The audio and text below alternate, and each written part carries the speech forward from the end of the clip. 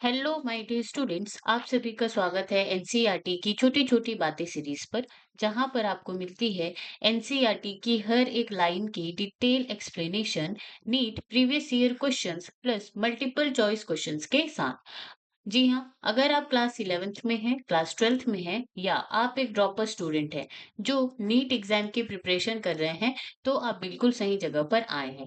जी हाँ, मैं हूँ सरला साहू और आप देख रहे हैं गेट साइंस सरला यूट्यूब चैनल। तो चलिए शुरू करते हैं हमारा आज का लेक्चर। आज हम पढ़ने जा रहे हैं class 11 biology chapter 17 locomotion and movement, और आज का हमारा टॉपिक होने वाला है स्केलेटल सिस्टम। तो ये जो लेक्चर जो है वो स्केलेटल सिस्टम का इंट्रोडक्शन पार्ट या फिर इंट्रोडक्शन लेक्चर होने वाला है, ठीक है। इसमें हम जो है थोड़े बहुत स्केलेटल सिस्टम के फंक्शन के बारे में पढ़ेंगे। फिर इसको जो है हम दो भागों में डिवाइड करते हैं, एक है एक्सियल स्केलेटन और एपेंडिकुलर स्केलेटन। तो इनके बारे में हम थोड़ा सा जानकारी लेंगे और फिर लास्ट में हम क्या पढ़ेंगे, बोन वर्सेस कार्टिलेज। तो बोन और कार्टिलेज के बीच में आपको अंतर पता होना चाहिए, डिफरेंस पता होना चाहिए, उसके बारे में हम देखेंगे। ठीक है। तो लेक्चर शुरू करने से पहले मेक श्योर कीजिए कि आपके पास आपकी एनसीईआरटी हो। ओके। पेन हो, कॉपी हो, ताकि आप इंपॉर्टेंट पॉइंट्स को हाईलाइट कर सके, मार्क कर सके, नोट्स बना सके। और अगर आपको ये वीडियो स्लो लग रही होगी तो आप इसको 1.25x स्पीड में इंक्रीज करके देख सकते हैं। लेक्चर शुरू करने से पहले अगर आपने चैनल को सब्सक्राइब नहीं किया है तो चैनल को जरूर से सब्सक्राइब कीजिए। ओके। Now let's start. तो देखो, यहाँ पे क्या है आपका स्केलेटल सिस्टम। स्केलेटल सिस्टम का मतलब ही होता है कि आपको जो है ये जो बोन है, ये जो कंकाल है, ये आपको याद आना चाहिए, ठीक है। तो स्केलेटल सिस्टम जो है क्या होता है, skeletal system consists of a framework of bones and few cartilages। ठीक है। तो skeletal system क्या होता है, बॉडी का आपका फ्रेमवर्क होता है जिसमें बोन्स प्रेजेंट होते हैं और कुछ कार्टिलेज जो है यहाँ पे आपको देखने को मिलते हैं, ठीक है। तो skeletal system बना हुआ है bones plus few cartilage. This system has significant role in movement shown by the body. और ये जो स्केलेटल सिस्टम है इसका सिग्निफिकेंट रोल यानी कि बहुत ही ज्यादा इंपॉर्टेंट रोल होता है किसमें, मूवमेंट में। जो आप लोकोमोशन करते हो, ठीक है, उसमें जो है इसका बहुत ही ज्यादा इंपॉर्टेंट रोल होता है।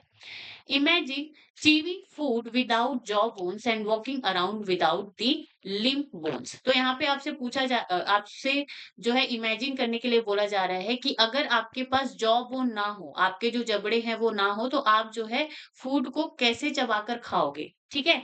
इसी तरह से अगर आपके पास जो है लिम्ब ना हो, ठीक है, मतलब कि अगर पैर ना हो तो आप जो है कैसे वॉक करेंगे। तो बिना बोन के, विदाउट दिस स्केलेटल सिस्टम, आप जो है बॉडी मूवमेंट या फिर लोकोमोशन नहीं कर सकते। ओके।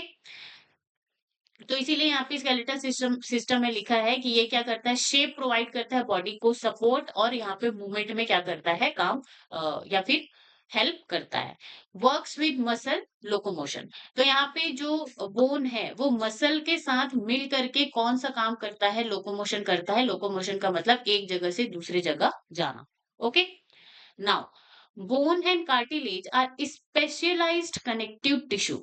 तो देखो यहाँ पे जो बोन एंड कार्टिलेज होते हैं वो कैसे होते हैं, स्पेशलाइज्ड कनेक्टिव टिश्यू। और इसके बारे में हमने कहाँ पे पढ़ा है, जब हम वहाँ पे एनिमल टिश्यू जब पढ़ रहे थे चैप्टर 7, तो वहां पर मैंने आपको ये चीज बताई थी, ठीक है। बोन एंड कार्टिलेज के बारे में हमने वहां पे डिटेल से डिस्कस किया हुआ है।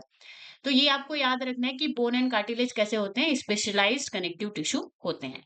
Now the former has a very hard matrix. Farmer का मतलब यहाँ पे बोन एंड कार्टिलेज के बारे में बात हो रहा है, तो फॉर्मर का मतलब होता है बोन, जो पहले लिखा हुआ है, ठीक है। Former has a very hard matrix due to the calcium salt in it, and the latter की मतलब जो बाद में लिखा है cartilage has slightly pliable matrix due to the chondroitin salts, ठीक है। तो यहाँ पे आपको जो है बोन एंड कार्टिलेज, तो यहाँ पे इसका नेचर यहाँ पे लिखा हुआ है एनसीईआरटी के अकॉर्डिंग। तो ये कैसा होता है, हार्ड कनेक्टिव टिश्यू होता है। इसका जो मैट्रिक्स होता है वो कैसा होता है, हार्ड होता है, ठीक है, बोन का। लेकिन यहीं पे कार्टिलेज की अगर हम बात करें तो ये स्लाइटली प्लायबल, मतलब कि ये सॉफ्ट होता है, फ्लेक्सिबल कनेक्टिव टिश्यू ये जो है होता है। इसका जो मैट्रिक्स है बोन का वो रिच इन कैल्शियम सॉल्ट होता है। अब यहाँ पे ये कैल्शियम सॉल्ट में कैल्शियम कार्बोनेट होता है और कैल्शियम फॉस्फेट, ठीक है। तो बोन का जो मैट्रिक्स होता है उसमें जो कैल्शियम फॉस्फेट है वो क्या होता है, ज्यादा होता है। कैल्शियम फॉस्फेट आपका क्या होता है, ज़्यादा होता है, ओके? और कैल्शियम जो कार्बोनेट है वो कम होता है कंपैरेटिवली अगर आप देखो तो। बोन का स्पेशल फीचर क्या हो जाएगा, ये बहुत ज़्यादा स्ट्रॉन्ग और रिजिड होता है, कठोर होता है। वहीं पे कार्टिलेज की बात करें तो इसका जो मैट्रिक्स है, इसमें क्या होता है, कॉन्ड्रोइटिन सॉल्ट होता है, ठीक है? स्पेशली कॉन्ड्रोइटिन सल्फेट, और ये स्लाइटली प्लाएबल होता है, मतलब कि फ्लेक्सिबल होता है, ओके? बहुत ज़्यादा एकदम स्ट्रॉन्ग या फिर रिजिड नहीं होता। तो ये हो गया बोन एंड कार्टिलेज के बारे में। अब हम आगे बढ़ते हैं। In human beings this system is made up of 206 bones and a few cartilage. तो यहाँ पे ये जो ह्यूमन की जो बॉडी है, ठीक है, ह्यूमन की बॉडी में जो स्केलेटल सिस्टम है, ये 206 बोन्स का मिलकर के बना हुआ होता है, और साथ ही यहाँ पे कार्टिलेज भी प्रेजेंट होते हैं, okay? It is grouped into two principal divisions. तो इसको जो है हम दो डिवीजन में क्या करते हैं, डिवाइड करते हैं। एक है आपका एक्सियल और एक है आपका एपेंडिकुलर स्केलेटन।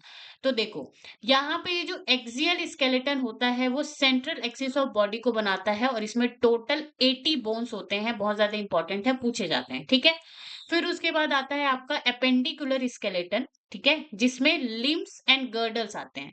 इसमें टोटल होता है 126 बोन्स, एंड टोटल दोनों को मिला करके होता है 206 bones in adult human, plus यहाँ पे फ्यू कार्टिलेज प्रेजेंट होंगे। तो ये तो हो गई अडल्ट ह्यूमन की बात। अगर आप बेबी की बात करें, न्यू बॉर्न जो होता है, बेबी होता है, उसमें टोटल 270 बोन्स होते हैं। कितने, 270 हड्डियां जो है वहां पे होती हैं।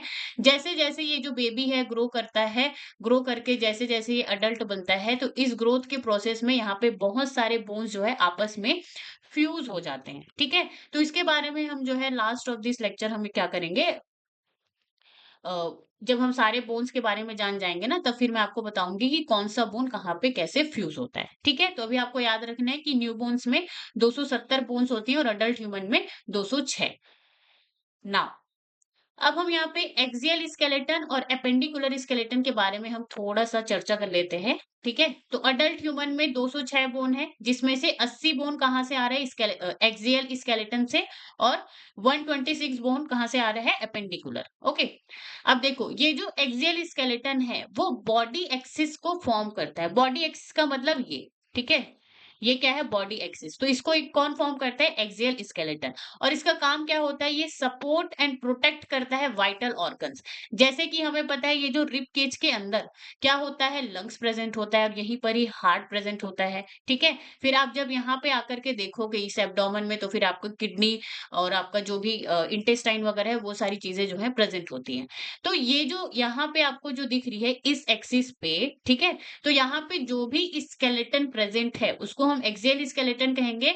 और यहाँ पे यहीं पर ही हमारे सारे वाइटल ऑर्गन्स जो है प्रेजेंट होते हैं। लंग्स हो गए, हार्ट्स हो गए, इंटेस्टाइन हो गए, स्टमक हो गए, लिवर हो गए, ठीक है? तो उन सबको ये जो एक्सियल स्केलेटन है वो सपोर्ट करता है और प्रोटेक्ट करता है।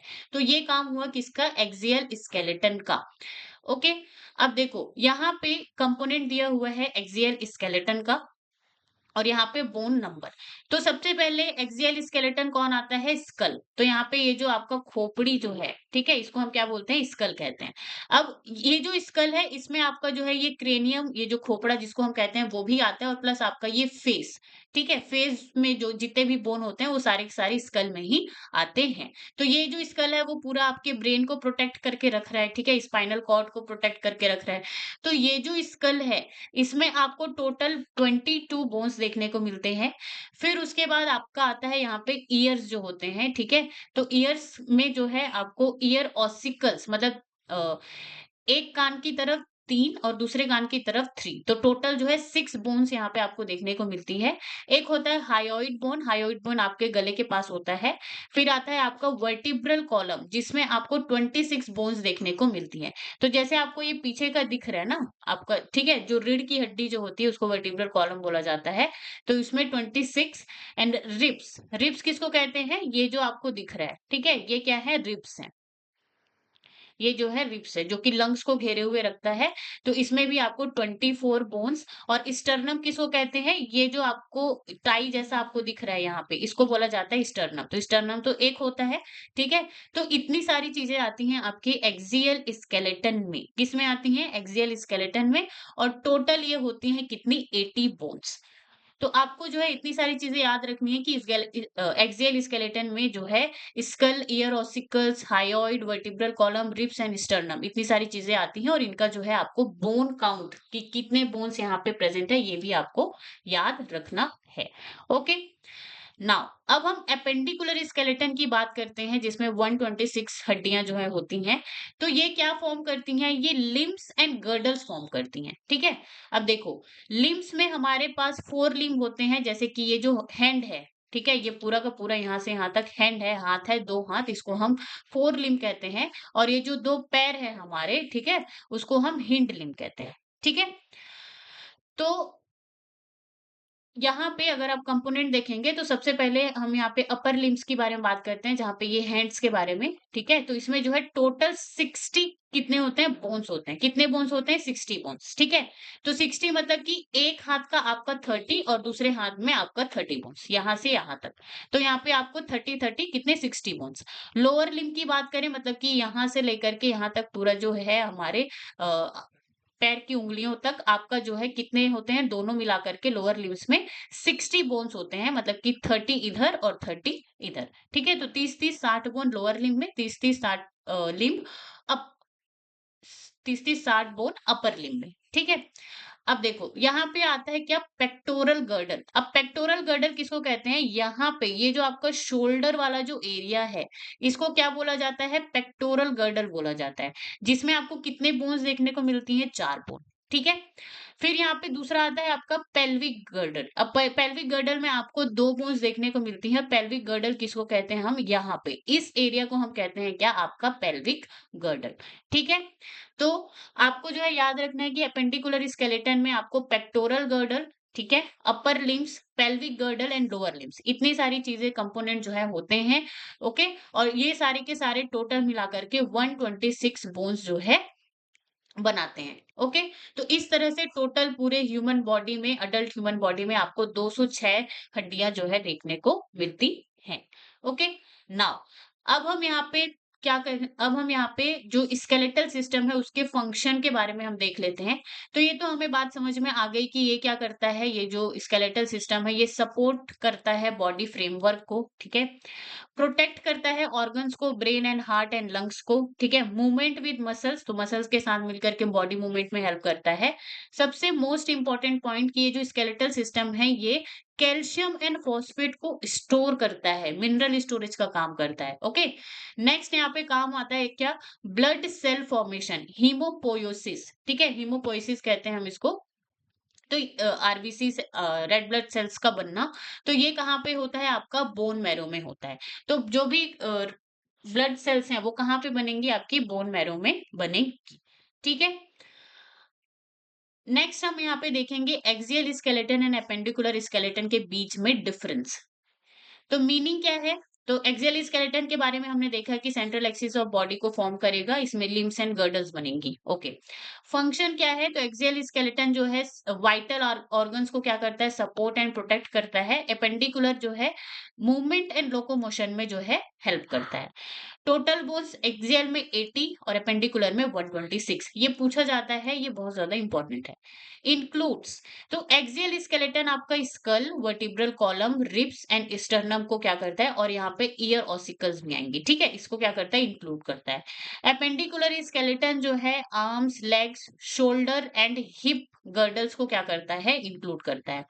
मूवमेंट की बात करें तो एक्सियल स्केलेटन में आपको लिमिटेड मूवमेंट ही देखने को मिलेगा। ठीक है, आप वर्टिब्रल कॉलम में भी आप बहुत ज्यादा मूवमेंट नहीं कर सकते हैं, लेकिन वहीं पे अगर आपके लेग्स हो, आर्म्स हो, ठीक है, तो उसमें जो है आप बहुत ज्यादा मूवमेंट कर सकते हो। ठीक है, एग्जाम्पल्स ऑफ ऑर्गन्स प्रोटेक्टेड, तो एक्सियल स्केलेटन ब्रेन को क्या करता है?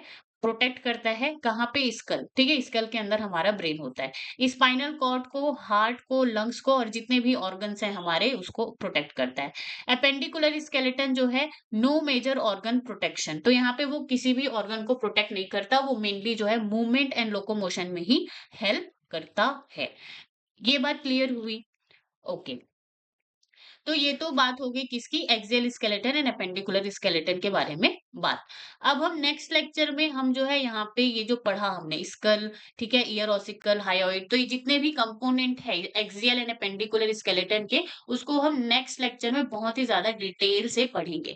तब तक आपका काम क्या रहेगा कि आप जो है कौन सा कंपोनेंट कौन से स्केलेटन सिस्टम के अंदर आता है और उनका जो नंबर है वो कितना है, वो आपको टोटल जो है याद रखना है। ठीक है, क्योंकि ये मेसो कॉलम में पूछे जाते हैं, बहुत इजी से क्वेश्चन है, वो आप इजीली से सॉल्व कर सकते हैं। नेक्स्ट हम यहाँ पे पढ़ेंगे कार्टिलेज एंड बोन के बीच में डिफरेंस। ठीक है, और ये भी हम देखेंगे कि कार्टिलेज जो है आपका कहाँ कहाँ पर प्रेजेंट है, ये आपको पता होना चाहिए। तो देखो, सबसे पहले यहाँ पे कार्टिलेज है, दूसरा है यहाँ पे बोन। नेचर की अगर हम बात करें तो कार्टिलेज बहुत ज्यादा सॉफ्ट होता है एंड फ्लेक्सिबल कनेक्टिव टिश्यू होता है। ठीक है, अगर आप उसको हाथ से मोड़ने की कोशिश करेंगे तो वो मुड़ेगा लेकिन वो टूटेगा नहीं। ठीक है, सॉफ्ट एंड फ्लेक्सिबल, इसीलिए यहाँ पे यूज किया गया है फ्लेक्सिबल। तो वो टूटेगा नहीं लेकिन वो हाँ मुड़ मुड़ जाएगा, ओके, फोल्ड हो जाएगा। बोन की अगर हम बात करें तो ये बहुत ज्यादा हार्ड होता है, रिजिड कनेक्टिव टिश्यू होता है। ठीक है, सेल्स की बात करें, कार्टिलेज में जो है आपको कॉन्ट्रोसाइट्स देखने को मिलेंगी, बोन में आपको ऑस्टियोसाइट्स। मैट्रिक्स की बात करें तो मैट्रिक्स, ये जो कार्टिलेज है ये कैसा होगा, सेमी सॉलिड होगा, पूरा सॉलिड नहीं होगा, इलास्टिक होगा। ठीक है, इलास्टिक होगा तभी तो वो क्या होगा, फ्लेक्सिबल होगा। और इसके जो मैट्रिक्स है इसमें कॉन्ड्रीन सॉल्ट, ठीक है, स्पेशली कॉन्ड्रीन सल्फेट जो मैंने आपको वहां पे टेबल में बताया था, और कोलाजन फाइबर क्या होता है, प्रेजेंट होता है, that is very very important. Okay, bone की अगर हम बात करें तो बोन का मैट्रिक्स जो है हार्ड होता है एंड मिनरलाइज्ड होता है, और इसमें जो है calcium phosphate and calcium carbonate दोनों प्रेजेंट होता है, और कैल्शियम फॉस्फेट इसमें क्या होता है, ज्यादा होता है। ये आप यहाँ पे अबंडेंट लिख सकते हैं अपने नोट्स में। ठीक है, अब हम बात करते हैं ब्लड सप्लाई की। तो कार्टिलेज जो है वो क्या होता है, ए वेस्कुलर होता है। ठीक है, और बोन की बात करें तो हाईली वेस्कुलर।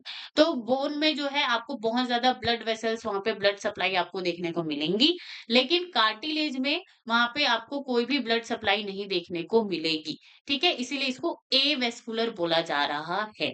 तो no blood vessels is there, nutrients diffuses from perichondrium. तो पेरिकॉन्ड्रियम इसका जो है प्लाज्मा मेम्ब्रेन होता है, जिसके थ्रू जो जो भी न्यूट्रिएंट्स है कार्टिलेज तक कैसे पहुंचते हैं, डिफ्यूजन के थ्रू पहुंचते हैं। ओके, नर्व सप्लाई की बात करें तो कार्टिलेज में एब्सेंट होता है और यहाँ पे जो बोन होता है उसमें प्रेजेंट होता है।